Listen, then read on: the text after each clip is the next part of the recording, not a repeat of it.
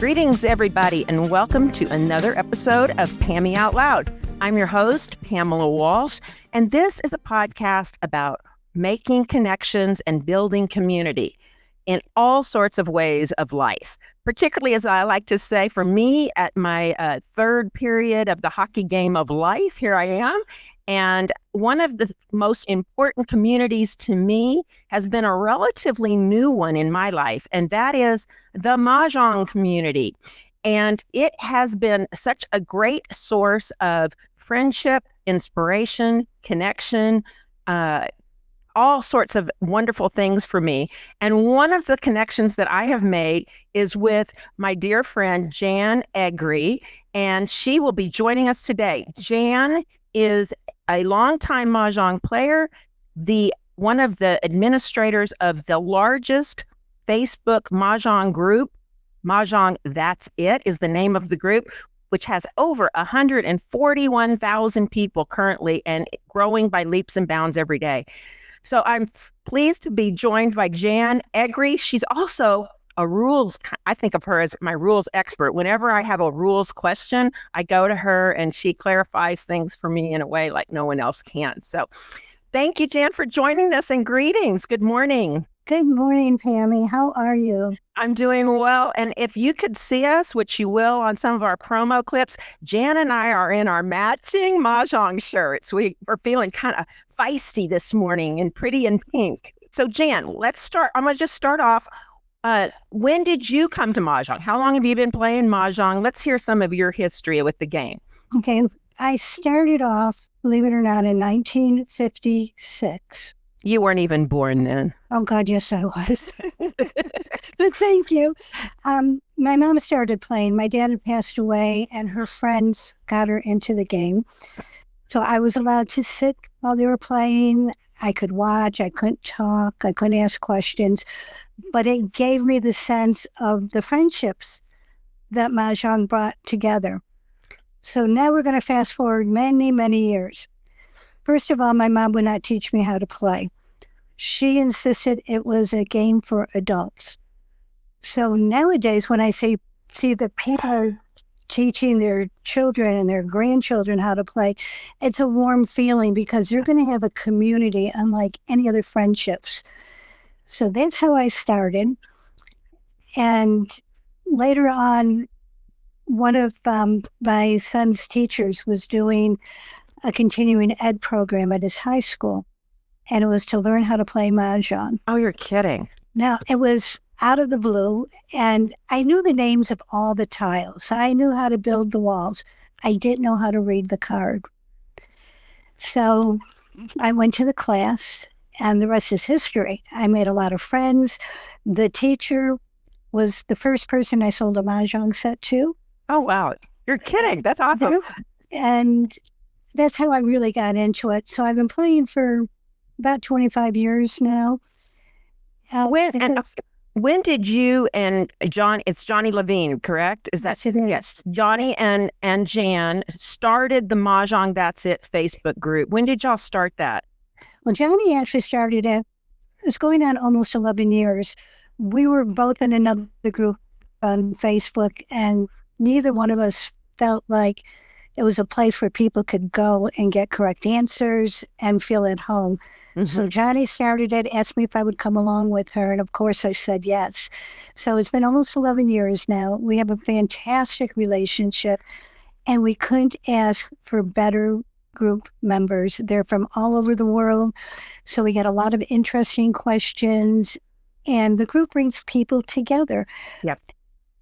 Yeah. So, so what would you, first of all, also I wanted to ask you, where are you currently living? Where do you live?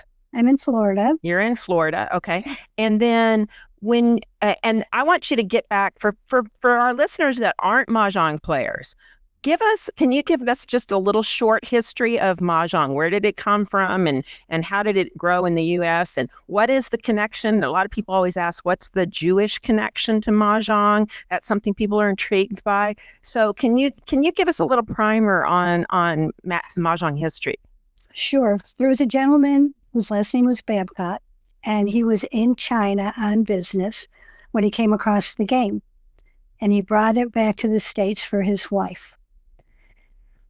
And she started playing with her friends. And this was in oh gosh, the 1920s, 20s. Okay. It was, right. Okay. So that's how it started. And of course, the rules were not anything like the rules that we play with nowadays. At some point, a league formed in order to make everybody concise on how you play the game. And obviously the rules, as we know today, are very, they're down there and people need to play by them. So put everybody on an even keel when they were playing. So then the league started in New York. And of course, most people know Ruth Unger was the president of the league for like 50 years. Okay. She brought the game really into the world. And yes, mostly it was Jewish women that played the game. I don't know why. It just happened, whether it was Mrs. Babcock's friends that were all Jewish or how it actually evolved. But the league was Jewish women, and they started it and put the rules out so that everybody could play the game together. So are you Jewish?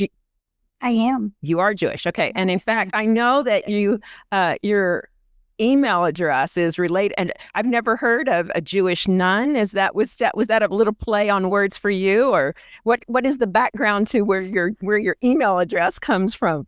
Okay. About 35 years ago or so, I was like an administrator in a 40s plus group on the Undernet.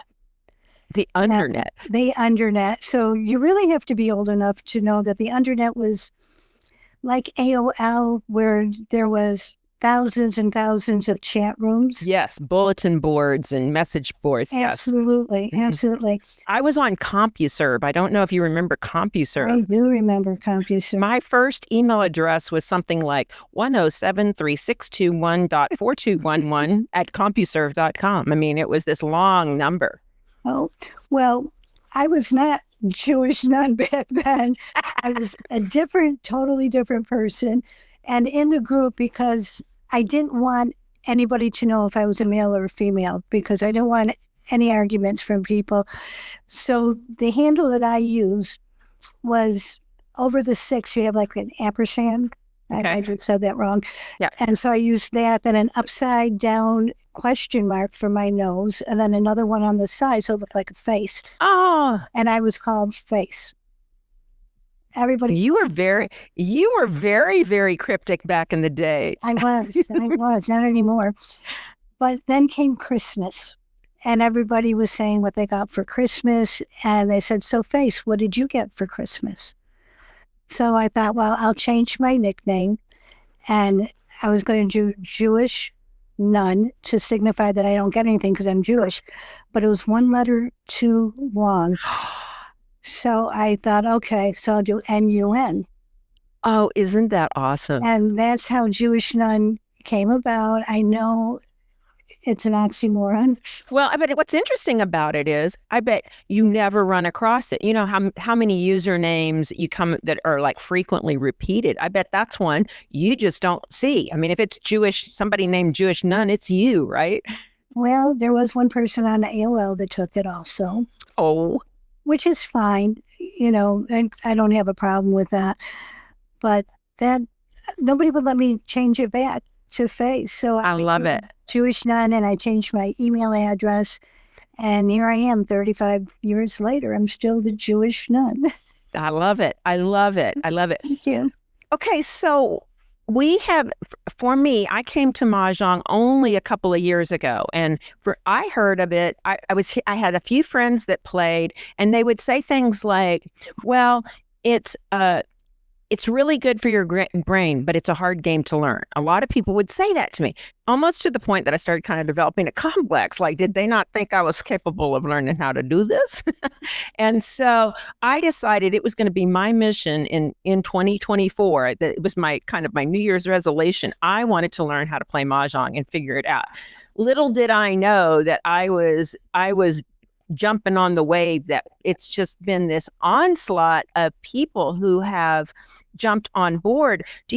is it just me, or do you feel like Mahjong has experienced I don't know if it's a resurgence or a huge onboarding of so many new players? There has been an incredible growth with Mahjong. It's not only just the young kids that are being taught by their mothers and grandmothers, but college students are doing it as well. Some people have changed the rules a little bit to make it a little more exciting for the students because they're younger age. I don't necessarily agree with it, but if it's going to bring them into the game, by all means, do it.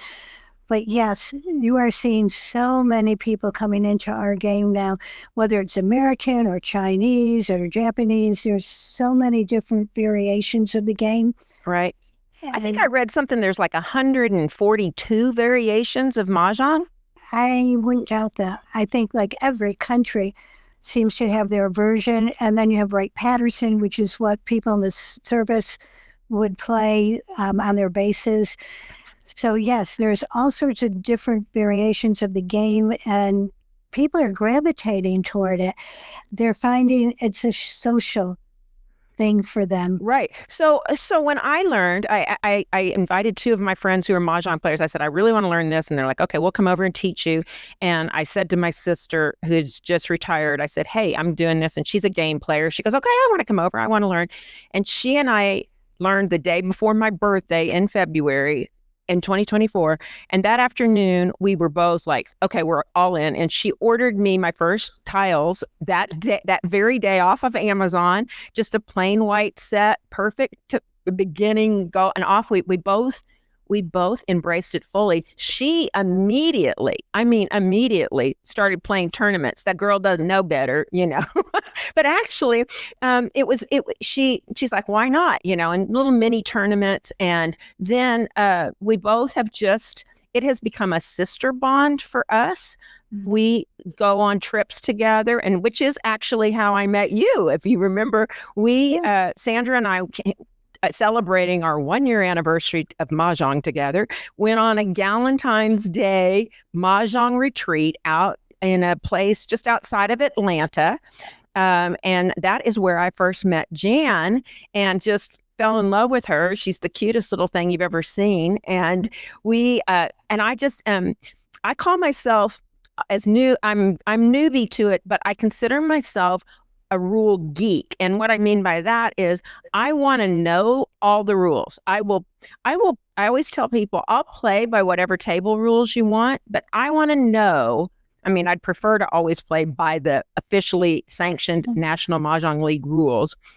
But for me, it's like, I think that's one of the most intriguing parts of the game. There's so many little nuances and subtleties, and understanding the rules and why it's that way, I think is just, I don't know. I geek out over it. And that's one of the things I love so much about the Mahjong That's It Facebook group is I love to read the situation that somebody will propose. And then I try to guess the answer and see, okay, what would I say? What do I think the answer is? And then seeing how close or far away I come to it,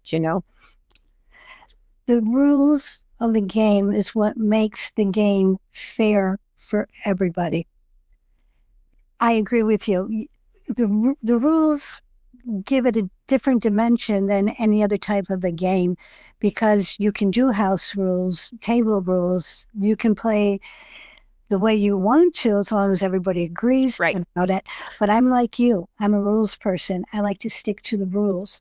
And if you stick to the rules, it is fair, right? I mean, we'll get into this whole debate that's on the board all the time, as people will say, well, I play a friendly game, right? And that just sets everybody off. But what I always say is it is friendly if you all play by the same rules, if you call the same calls, if you and it might be you have table rules, but you have to equally apply whatever rules you're going by. You don't just go, oh, well, we're a friendly group, so we don't send people to jail when they play Monopoly, right? I mean, people don't do that with other games, right? That's right. And that's why there's rules. And I agree with you. When somebody says friendly, I say friendly means everybody plays by the same rules. So when you let one person go, you have to let the other go.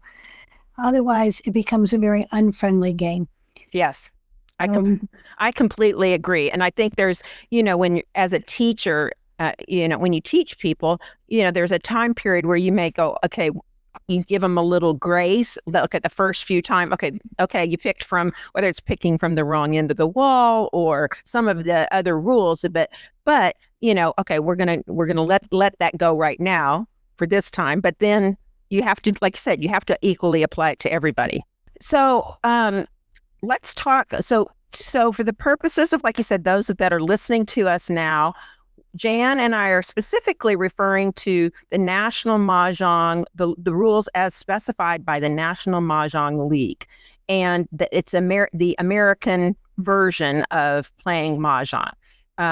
And one of the things that I'd like to also to talk about is, what do you, as we see a lot of things come up on the message board. What would you say is the most misunderstood rule that's maybe out there right now, I'm not going to say the most frequently asked rule, but the one that causes people the most, that you see causing the most questions, angst, conflicts?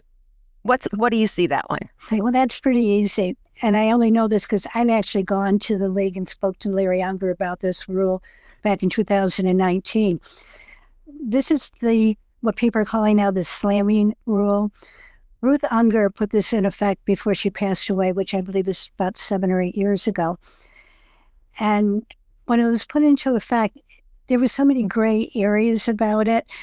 And that's the rule where if a person calls for a tile and they're not next in line, and they begin to expose their tiles onto their rack, or they picked up the tile and put it on their rack, then it is too late for next in line to call for the tile. So what that did was it gave a green light, shall we say, to the aggressive players, where they started slamming up tiles to circumvent next in line from getting a tile. It's rude, it's unsportsmanship. And it wasn't the intent. No, it wasn't. It was if it's done in a timely manner, not slamming up tiles. So the idea behind it really is, for, like I said, those that are listening and not completely familiar with what we're talking about, is when the next person in line has the right to call the tile before anyone else, unless it's for MahJong, and then the MahJong would trump that, of course. Right. But what happens is, so the intent behind it is, say the person to my left, who would be, and then it would be my turn, right? And so the person to my left discards, and I'm not paying attention to it, and you call it. You're sitting next to me, and you call it, and then I go, wait a second, I need that tile, and so it's to prevent me kind of the snooze you lose factor. That's what it's really about. Right. And if you're next in line and you say that, and the person hasn't picked up the tile and put it on their rack or exposed tiles, then you can get the tile. But if they already have, then their hand is in jeopardy, because now everybody knows what they need.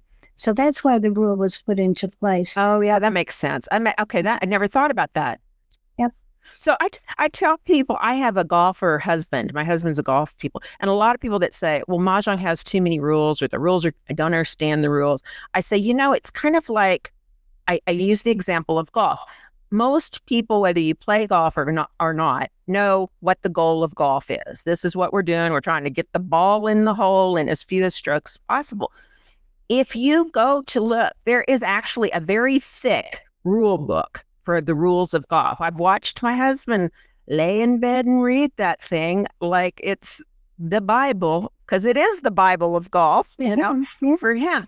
And, rule 3.2.1, the ball, if the ball lands on a cart path and bounces and hits a bird, and somebody is wearing a a hat that has, is yellow, then you have to put, okay, I'm exaggerating, but it sometimes it feels like that. A lot of the rules that are in that book are really kind of unusual exceptions to normal play. I think that's somewhat true for the rules in the MahJong book. Like there's some good the procedures are there, but a lot of them are if you declare the MahJong in error, if some of the things that don't happen every game, but you need to know what they are. That's correct. If you don't have something in writing to refer to, then you don't have an answer to how you play the game. Okay, so say more about that, because there is something in writing you can refer to that so many players don't have. Tell me about it. It is called MahJong Made Easy. Mm-hmm. It is a book that the league puts out. The newest revision was last year.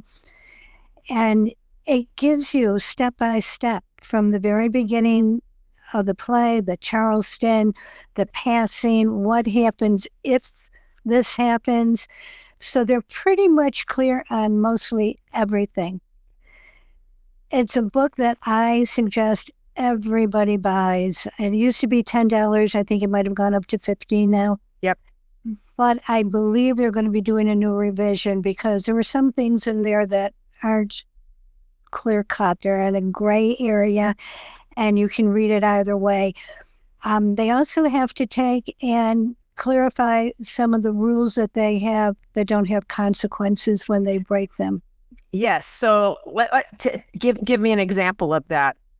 Okay. So as most of us tournament players know, when you call a tile, you put it on top of your rack. You never put it in your rack. And it's a line of sight. You want to make sure the person has picked up the right tile. They have it in their hand. They put it on their rack so you know they've got the right tile. National MahJong League for a long time never said anything about that. And then I spoke to David Unger and I said, you really need to do this because people could be picking up a tile they need for a pair if they're very quick, not the tile that was necessarily thrown. So for instance, if you're playing 1 through 5 cracks and you need a pair of 1 cracks. Now you've got your 3s. Okay, somebody throws out a 3 crack and you call it and you see that there's 3 1 cracks out. So you know your hand is dead. A fast player will pick up the 1 crack, put it into their rack and expose their 3 cracks, which they already had. It's called cheating. People do cheat in this game. Yeah. So with the line of sight, that can't happen. That makes sense. But the problem is so that is listed as a rule that you're supposed to put it out onto when you call for a discard, you're supposed to put it on your flat part of your rack, not in your rack, right? Right. That's what. But there's no penalty unless you're in a tournament. Most tournaments specify that. It's on every tournament pretty much. Yeah. So they put it out in the bulletin and right away I called David. I said, David, what's the penalty for doing it? In a tournament, your hand is dead. And he said, let me check with this team. And he didn't call me back, but he emailed me back and said that they didn't feel that all rules need to have a penalty. I said, it's not a rule. It's not a rule. It's kind of like a blind pass. I guess that's another good example of peeking at when we do a blind pass during the Charleston, right? And some people look at that. That's breaking the rule, but there's no penalty for it. There's no penalty in regular play. Right. In a tournament, you get minus 10 points. Yes. Regular play, no, there isn't. What we do is when somebody does that, which doesn't happen often with my groups, we make them not take the blind pass. The tile goes back to the other pass and they have to take a tile out of their hand. Oh. So that keeps you from looking at a blind pass. That's a good, I like that rule. That's a good, good modification. Yeah. It's a good one, only because you're going to remember not to do it. You get called out on breaking a rule, you're going to remember the next time. Right. So which leads me to my next topic. People get so upset over their hands, and I don't want to say them being called dead, because people often say they were called dead, if your hand is called dead, and there is so much emotion around being called, your hand being called dead, which I find fascinating and puzzling. People are like, oh, that's rude to call a hand dead. Oh, that's not friendly. There's that dreaded friendly word again, right? So let's talk some about that. Okay, first of all, it's a rule that you may call a hand dead when you know for a fact that it is dead. You can do the death challenge, it's what I call it. Now, nobody should be upset about that because you're going to know that your hand is dead also. Right. At least you should. And you're going to be the first one to call another person's hand dead if the opportunity arises. Nobody should take it personally.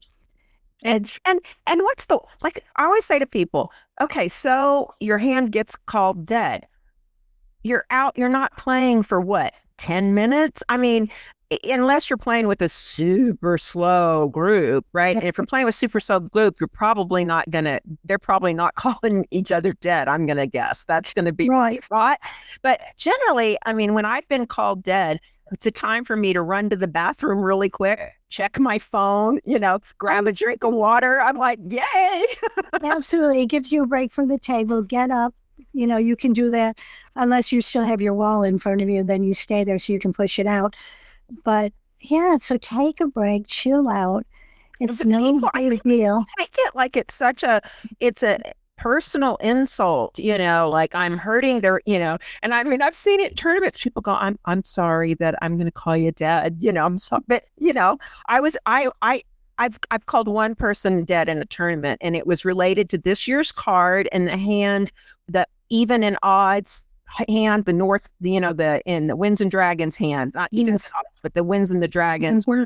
And they'd done the north-south exposure, and then they had put up an even number. So I knew they were dead. I knew, and I looked at it and I said, I think you're dead. And her hand is dead. I'm not supposed to say she is dead.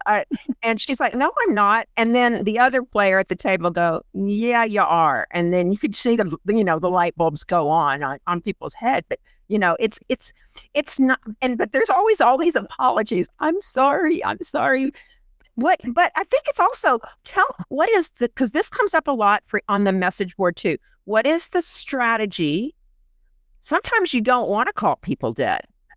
Why would you and why wouldn't you call people dead? What's the advantage and the disadvantages of doing that?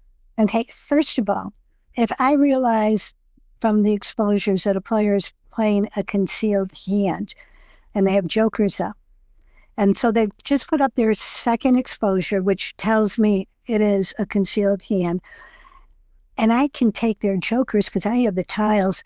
I'm going to keep my mouth closed until I exchange those jokers. Then I can say, oh, I think your hand is dead. That's a concealed hand, and you've exposed. So that's the benefit of not saying anything. Yeah. Some people feel, and I don't agree with this, that the person could be holding the tiles that you need, that they might discard. Right, because let's back up for those that are new or kind of perplexed by what we're talking about. Once a hand is called dead, the tiles go back in the rack. Is that depending? Not always. It depends on the hand. If it's a concealed hand, everything goes back into your rack. This is one that I had trouble with that I just learned, which is even if the previous exposure, not the one that showed it to be a concealed, but let's say I did one exposure, it could have been an open hand or a non-concealed hand, right? And so, because I've seen this, and let's say that had jokers in it. Okay, let's say I put up something and it was a legit exposure and it had some jokers in it. But then I do something that shows, oh, I'm playing a concealed hand, and my hand is called dead. Right? I just learned that you have to put all the tiles back in your rack. But I've had people argue, no, that previous exposure, it could have been a non-concealed hand, so that one should still be left out. And that's not correct. It is not correct. Once it's determined a concealed hand, all exposures that have been put up are illegal exposures because they cannot expose until they have MahJong. So nothing stays up once it's been declared dead. And I've seen that one confuse more than a couple of people on that one. So I see questions in the group on that also. Right. So that's one reason why you might not call a hand dead, so that you can grab the jokers when you know they're going to have to go back into the rack. Now, if you call people dead, because some people say, well, then I don't know what they have. That was going to be our next. You're gonna say, so maybe they have the tiles that I need in their hand, and if I call their hand dead, then I'm never going to get the tile I need. What's your thoughts on that? My thoughts on that are, when you call that person's hand dead, you're now going to get extra picks. There's only 3 of you pulling tiles, not 4. So you could easily pull your own tile, and you don't necessarily know what they have in their hand. All you know is what they've put out.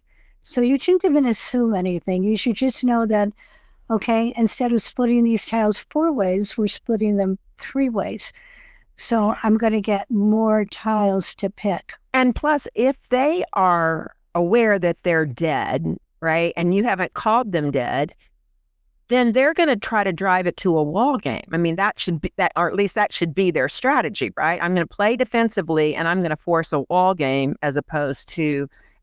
And so they may go over there and go, well, I can tell that Jan needs, these dragons that I have, and I'm going to not give them to her. So you want to get them out of the game so that you have a chance of MahJong yourself and not having a wall game. Absolutely. And if you know your hand is dead, you never call your own hand dead.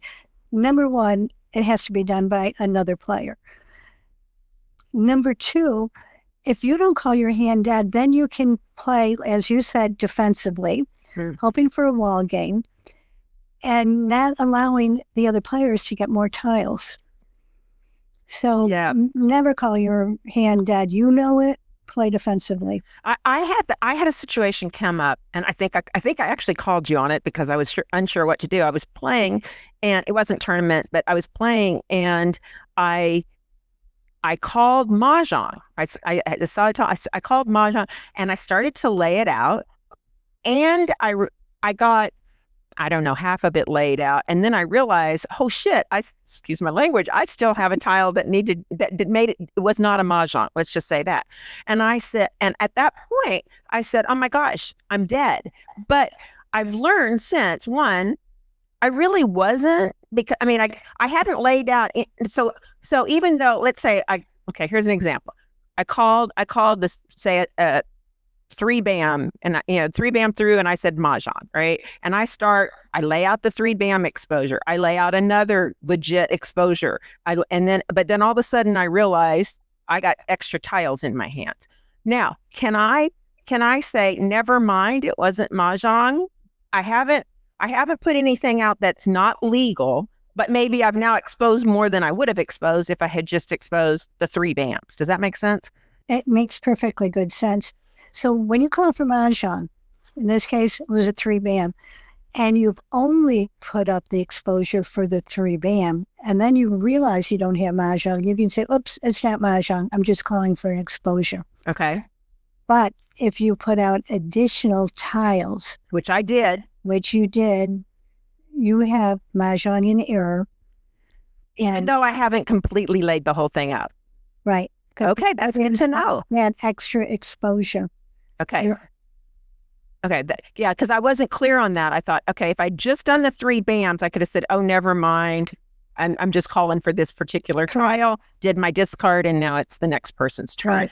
In my case, I did let's say the 3 bams, and then I did the 5 bams, and then I go, oh my gosh, there's going to be an extra tile when I'm all done. I couldn't have just said, let's keep on going. Now now I have 2 exposures instead of 1.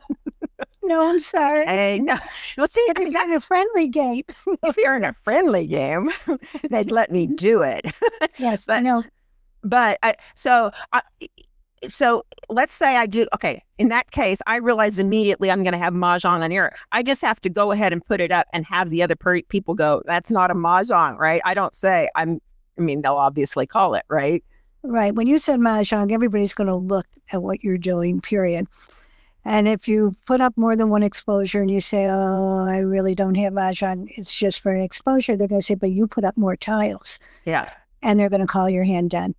Interesting. Okay. If all right. They're smart. If they're smart. Okay. I want to talk a little bit about people that say about playing for money or points, or we just play to see who wins. Do you have an opinion about that?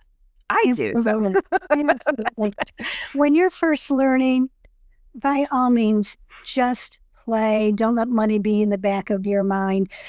But once you're playing, you will find that when you start playing for money, you change the way you play for the better. You're more defensive in your playing. You're not playing for money, so I'll take a chance maybe and throw this tile even though there's 3 exposures up. When you're playing for money, you're going to break up your hand because you're not going to want to pay 50 cents. I know. And it's so funny. I 100% agree with that, because I have people all the time that say, oh, I don't want to play for money.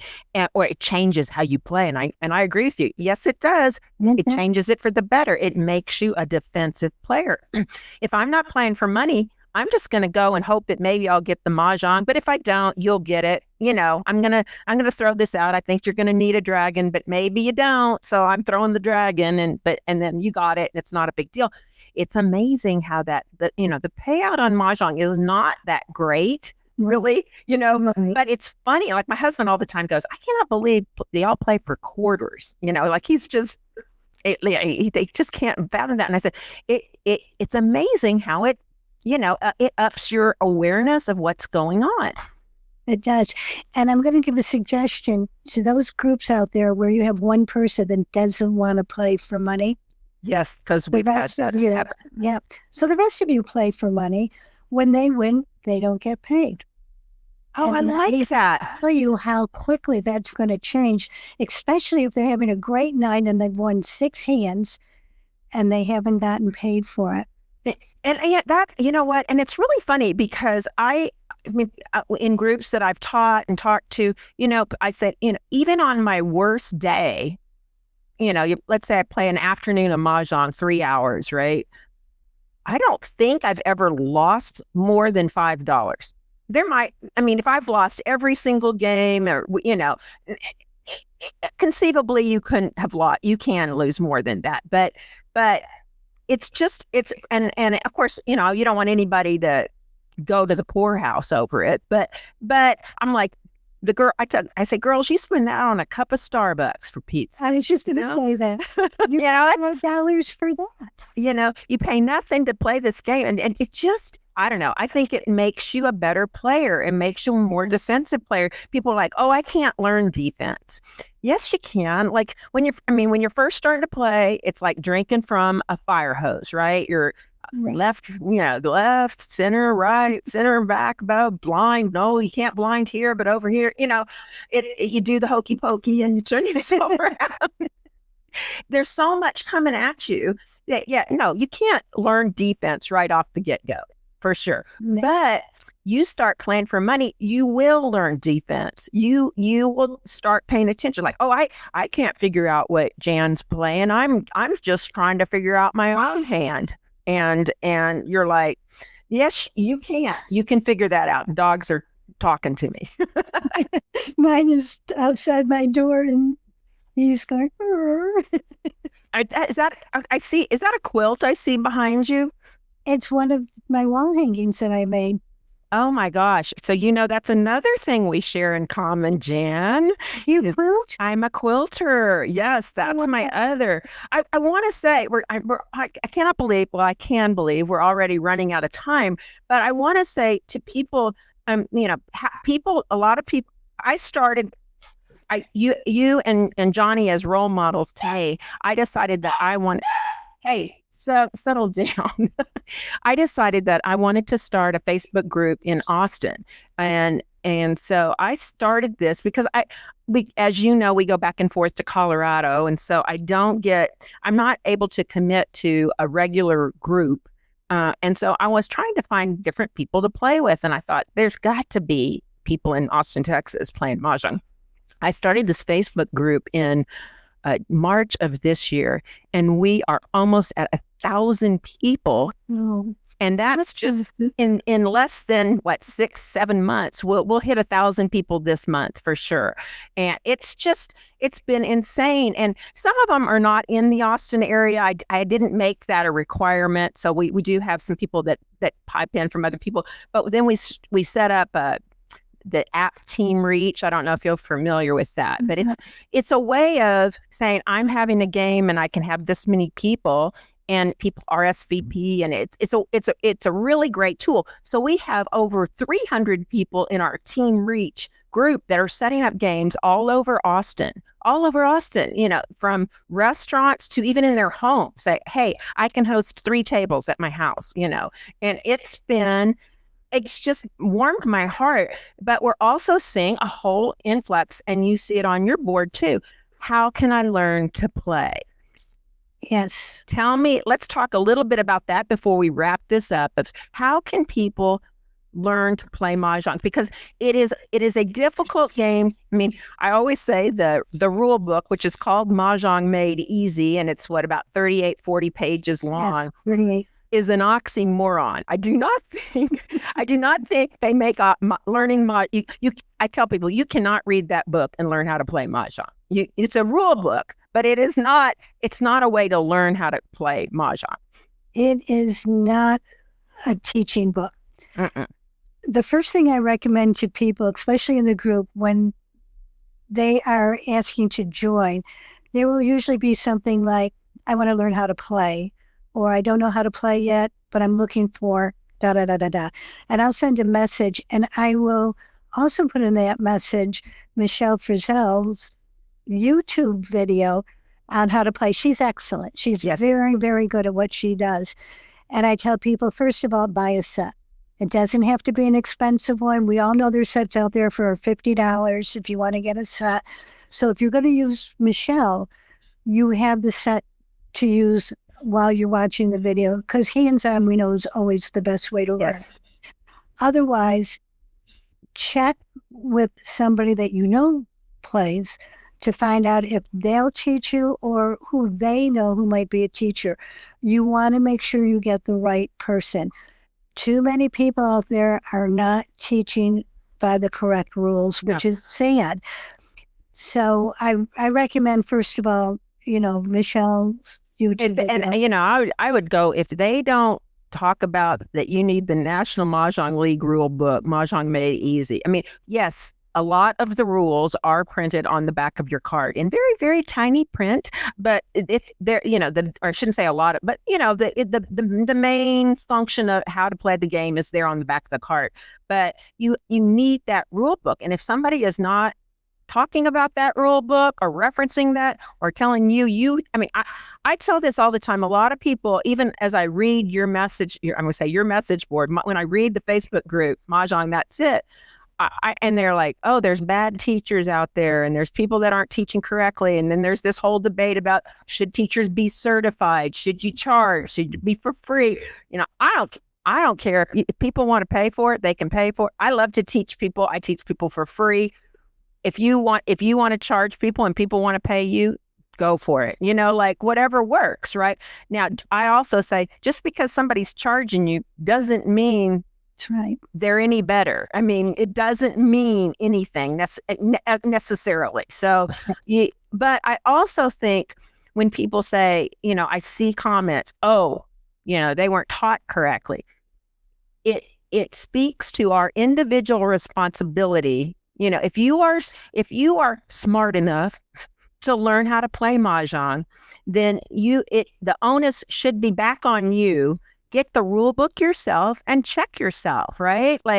Just because we're like, well, that's not how I learned to play. Okay, well, you learned wrong. This is the correction. This is what you got to do differently. And, if you're smart enough to learn, then go back and you read that rule book. You can go, oh, I never knew that. Or I thought like I said, I made an assumption about my MahJong in error or whatever that wasn't correct, right? So you can learn what the correct rule is. Absolutely. So like you, I have never charged a penny for teaching. I've taught regular MahJong as well as Siamese. I love Siamese. Oh, me too. Love Siamese. Thank you, Gladys Grad. Yes, thank you. We're very good friends. Oh. Yes, I'm very fortunate that she's been in my life. But I had a cousin who wanted to learn in Long Island. And make a long story short, she found a teacher. And the very first night, she called me and she said, I don't know what I'm doing. I said, okay, how did it go? She said, well, she had us putting tiles inside that thing that she was calling a rat. And we didn't know what to do. We had no clue what any of the tiles were. This was on a Wednesday night. And I said, Karen, fly down this week and I'll teach you how to play. And I did. Wow. She went back the following Wednesday and the teacher was, telling people, oh no, you don't want that tile. You want this, da, da, da, da, da. And when she came to my cousin, she said, no, that's wrong. This is what I'm playing. I know what I'm doing. So she was in the wrong place. Yep. And she started talking to the girls at her table, saying what was right and what mutiny on the MahJong table. Mutiny on the MahJong table. So you have to have the right teacher. It's so important. She was even teaching tapping. Oh, it's like, what? Don't get me started on that. No. So now I happen to play at least once a week with her online just to keep her going. Because even though she retired, she went back to work a little bit. So she hasn't got the group. See, I just think this is such an amazing community. And when people say they're, tournament players are mean or that's not nice, right? You know what?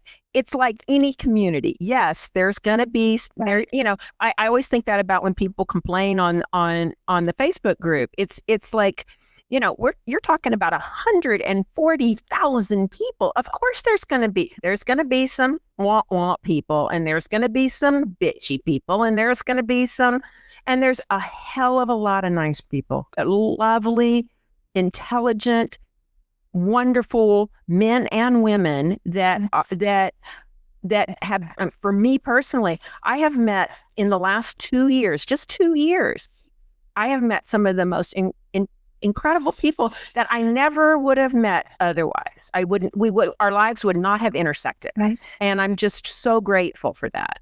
When I moved down here from Vermont, I knew nobody. And I put up a post moving to Florida, blah, blah, blah. And that's how I met people. Now, of course, you know, Mother of All Dragons is the tournament. Yes. Myself and Jean Graham have put together. And I have met some of the dearest people, men and women, and they know that being discourteous is not allowed in our tournaments. It's like, everybody is there to play MahJong. If you happen to get high scores, good for you. Right. But don't be nasty, because a lot of people, it could be their first time playing, and you don't want to push them away. So and I'm sorry, I interrupted. Go ahead. No, that's okay. Go ahead. Yeah. I mean, I think even, there's etiquette involved in there's etiquette in golf. I go back to golf again. There's etiquette there. You don't look at somebody and go, you're dead. There's a way to say things. There's a way to present things. I will, if I'm confused, when I disagree with somebody about a ruling, I'll just say, hey, let's stop and check it in the book, and I'll even present it. I'm a rule geek. I just want to understand. I want to make sure that I've got the right understanding of this, right? Or show me where that is, right? It's all about presentation versus, Absolutely. And then there's a whole debate about the old guard and the new guard, right? Like I've been playing for 45 years and I'd never heard of that rule. Well, that doesn't necessarily mean you're right. It does not necessarily mean you're right. And it means you're not keeping up. Because just it changes. It changes.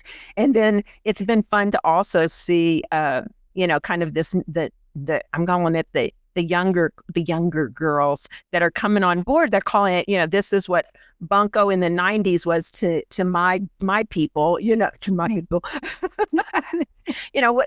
But so much more education. I mean, I'm going to say educational, brain stimulating than bunco. I mean, bunco is you sit there and drink and gossip and throw dice, right? As you might know, I gave up drinking about 6 years ago. I quit drinking alcohol. And one of the things I love about MahJong is it's really not, it does not lend itself to being a drinking community. I mean, there are plenty of people that do drink, and I have no judgment. If you want to have wine while you play MahJong, good on you. I can't imagine trying to play this game and drinking wine while I do it. I just, no, that will not work for me at all.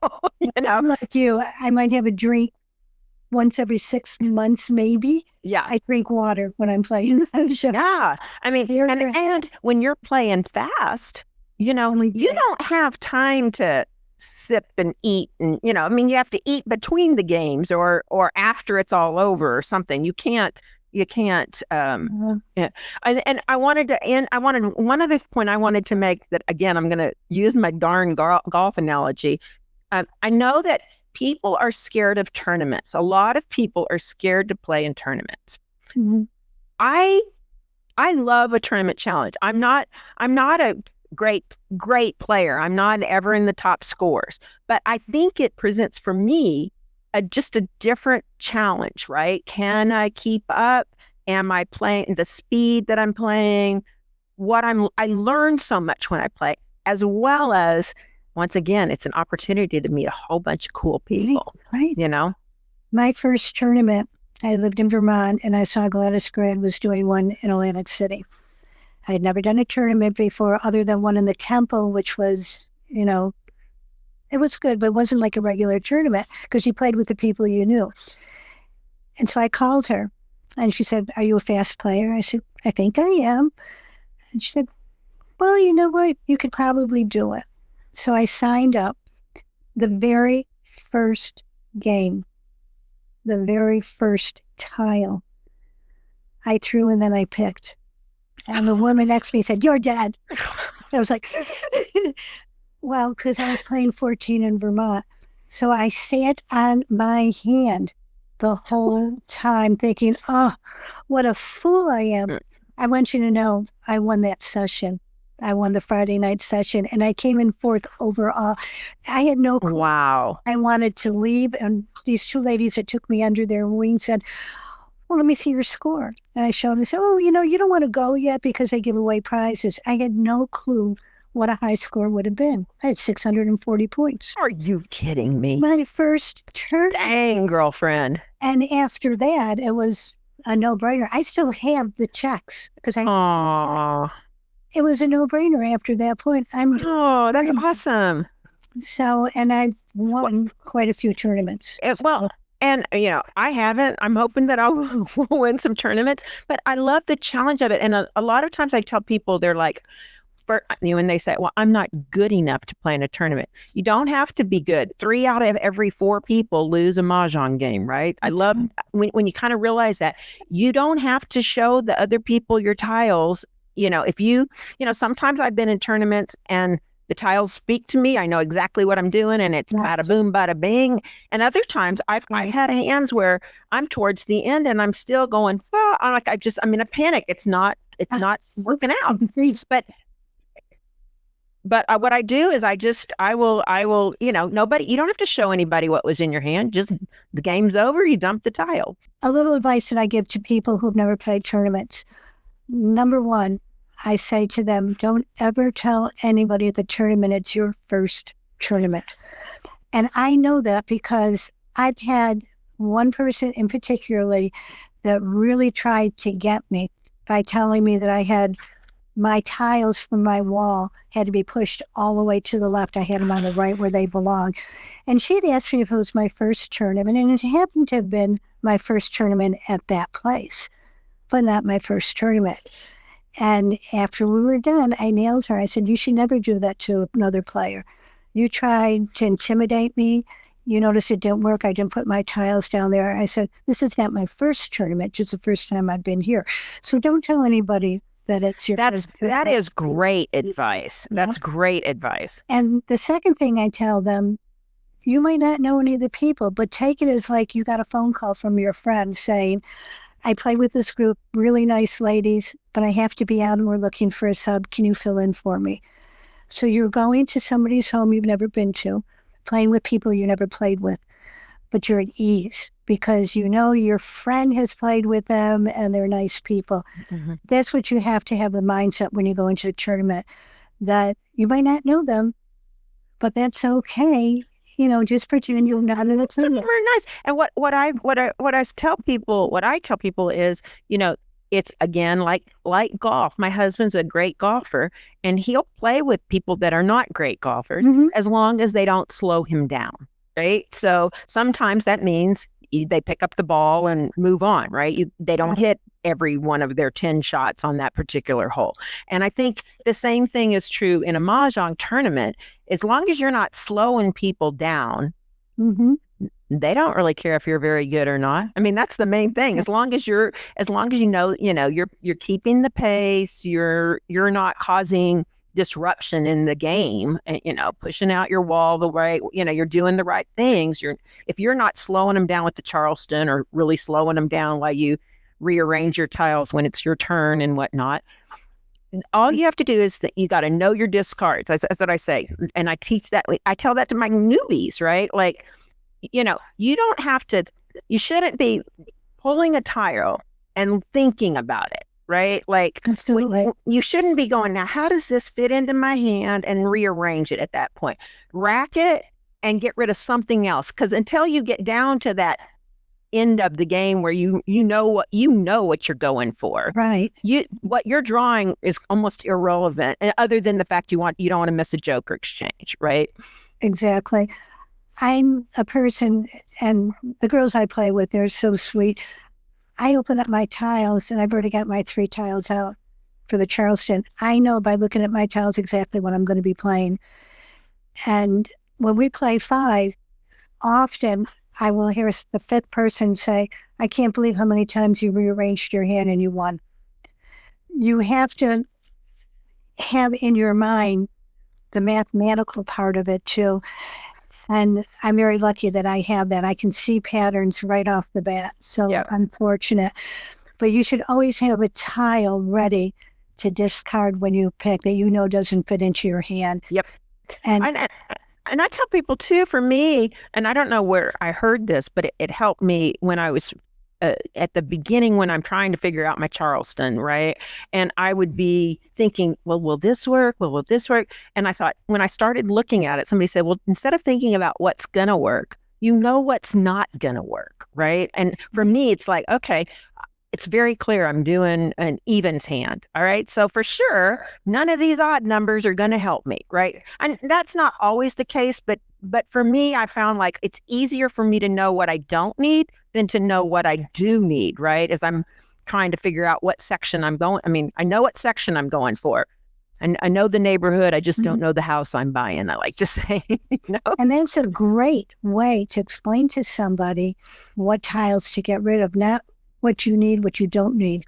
Yes. Put them off to the side and you'll know, right away. I always say these people don't belong in the neighborhood. These people need to go to somebody else's neighborhood. They don't belong in mine. There you go. I have so enjoyed this, and I'd love to have you back on because I have so many questions that are in my mind. I'd love to have a conversation more about tournament play and how tournament rules can differ from the standard rules. As you know, I posed a question recently on the message board that had got a lot of feedback. It's so interesting. So anytime, I'm here for you. You know that. Well, yeah, Jan is like my rescue 911. I have literally been in a tournament and I'll text her at the break going, okay, this just happened. Is this right? What should I have done? And she's like, hang on just a second. And then she'll look it up or she'll tell me, she goes, okay, this is what, or I'll call her at the end of the day. Let's debrief. You know? You are so wise and knowledgeable and just and the way you are open to sharing your expertise is just such a gift to those of us that have come to this community later in life. You open the door and you make it such a welcoming place. You are the example that I like to follow, that I want to emulate into showing people and bringing people to this community. It's such an amazing group of people. And It's sweet, but you're right. It's the people that make the game what it is, and they make your best friends. Yes, that's absolutely true.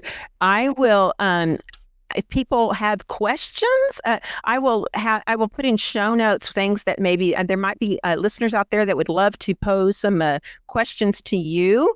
And if you can share, I don't know if you want to share right now, or if there's an email address or a place where people can find you, you can let me know that. I'll put it in the show notes. It's because I know you're such a.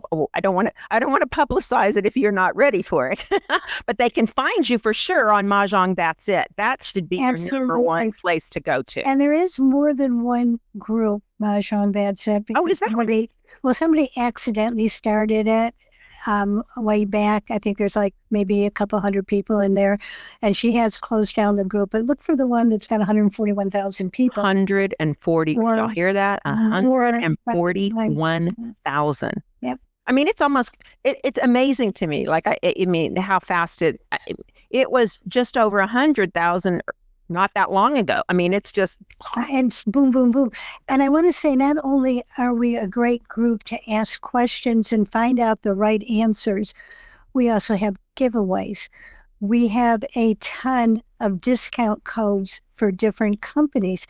So if you want to buy a set, you could get 10, 15, 20% off by using our discount code. You want to buy a mat, the same thing, right? And we do giveaways as well, where some of these companies will give away a set or whatever. And all you have to do is answer maybe a question like, what is your favorite tile? So do you have a favorite tile? And do you have a favorite tile? I do. It's the one BAM. Oh, that's a good one. I do. And then it's followed by the dragons. The jokers. A lot of people say jokers for obvious reasons, but for me, my favorite tile is an 8 crack, and there is a long story for why it's it's such a weird tile, right? But I have a good story. But it basically, I lost an 8 crack at a tournament. I had my set, and I did not get home with my 8 crack. But then the story, someday I'll tell the whole story, how the community embrace, like the tournament director, people were looking for it. The tournament director found somebody who makes jewelry that just happened to have I had a blank, and I know I could put stickers on it, but I just bought the set, I really didn't want to do that just yet. She found somebody that was making jewelry and happened to have an 8 crack. And then I got connected with Christine Whitman, Christine Whitman Designs. Yes. She's like, oh, we were in Colorado at the time, and she was living about an hour away. And she's like, come to my house, play MahJong with me on Thursday, and bring me your blank tile, and I'll carve you a new one. She made it spot on perfect. Then on top of, after all that, I ended at the bar, because it was at a bar where the tournament had been held. 2 months later, we'd gone and searched the floor. We'd asked about it. No. 2 months later, they called me. They found my 8 crack. Oh my gosh. So I ended up with 3 8 cracks. It was additionally, to what I already have. So to me, an 8 crack kind of just represents how this community, we'll find you an 8 crack that matches. We've got this. We're there for everybody. Amen, That's sister. the thing. We really are. And by the way, Christine Whitman, I went to her home when I was in Denver last month. Did you? I did. She was working on a set for a friend of mine. So I was kind of helping her with some colors and whatnot. But I saw how she makes the crazy from the composite. I was, whoa. Really, it was such a gift. I went to her house, same thing. And you're just like, this is magic. What she does, such artistry, and the wooden racks that they create are just. I have a set of them. Me too. Yep, they were my birthday present. Yeah, I love her racks. They're absolutely. And I'm going to do an interview. I don't know. Do you know Rod Lemke? Yes, in fact, I met him on a Crack Your Bags cruise, my very first one a few years back. Well, so Rod and I play in Colorado Springs in the same group. And, Rod is a MahJong tile collector, and he has this room that I've gotten to go into. We call it the Maj Mahal. I mean, it's just, and he has over 300 sets of tiles. 300. So I'm going to have him on, and we're going to talk about his collection. And one of his is just this absolutely, well, he has quite a few, but he has a couple of Christine Whitman design sets too that are just fine. I was giving away with what she does. It's mind-boggling how it really is. It really is. But I want to thank you for your time, and most of all, I want to thank you for your friendship and how inclusive you've been. And it just means the world to me that I can call you my friend. You certainly can, and I'll call you my friend. And will I see you in Atlanta? My sister and I have not confirmed that. We had a little bit of a conflict we're trying to sort out, but I sure hope so. I hope so too. I need to give you a give me also, I'll put that in the show notes in Atlanta, what y'all are doing. It's another Galentine's Day retreat, is that right? Or is it? It is, and it's with MahJong Mavens. Okay. And if you go to their website, mahjongmavens.com, it'll be there, or call Debbie. Got it. Good. We'll put all of that in the show notes too for people. So if you're looking for something fun to do on Valentine's Day weekend around there, we had so much fun. I met some gals there that ended up coming to the Horseshoe Bay tournament. They from New Mexico. So we got to be friends with them, and it's just awesome. It's such a beautiful community. The connections that you cannot make anything like them anywhere else, period. Absolutely. All right, my friend, my Jewish nun. I love you. I love you too. You have a great day. Here, you do as well. And call me anytime. My phone's always open for you. Thank you, my love. Thank you very much. Welcome. And thank you for listening to this episode of Pammy Out Loud. If you have any questions for me, or that you'd like for me to relay to Jan, and you don't want to get on the Facebook group, you can write to me at pammyoutloud@gmail.com. I hope y'all have a great week, and I look forward to visiting again with you and other connections and community members that we have out there. Y'all have a great day. Bye-bye now. Bye.